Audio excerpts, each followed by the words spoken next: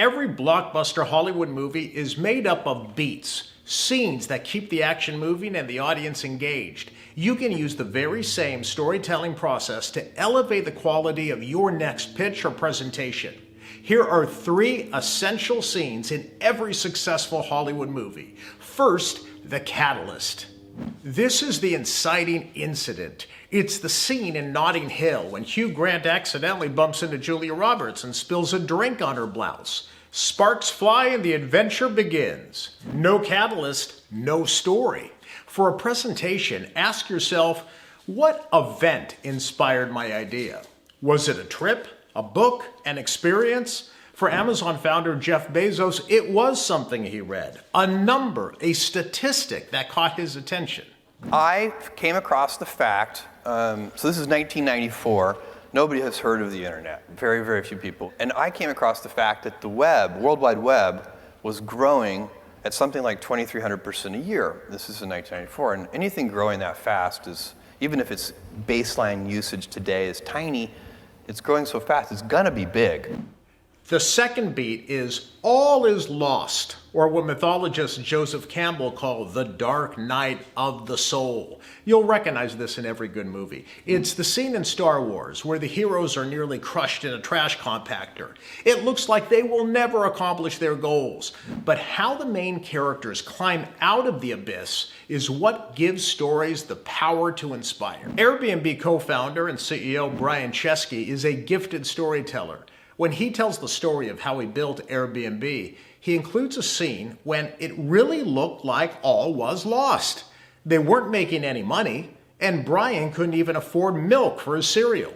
I remember for the first 2 years we started the company, I would wake up in the morning and I would just have this like kind of panic. And maybe this binder was part of that panic, but it was just like everyone thought it was crazy. No one supported us. We had no money. It was the best weight loss program ever. I probably lost 20 pounds and I didn't have any money for food. And I would wake up in the middle of the morning, like my heart pounding. I was like, how the hell did I get myself in this situation? Like, what am I doing?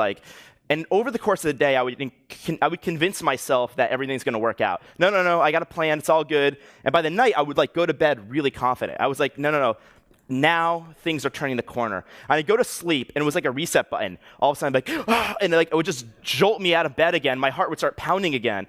And it was just like Groundhog Day. Through grit, determination, and creativity, Chesky and his co-founders not only thrive and survive, they build one of the world's most valuable companies.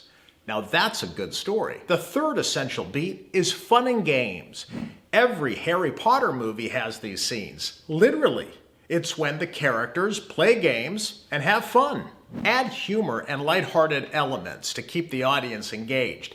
Going back to Bezos, a lot of funny things happened on his road trip to Seattle to pursue his idea, including this incident. I was living in New York City in 1994 and decided to move to Seattle to start this company. It was called Cadabra.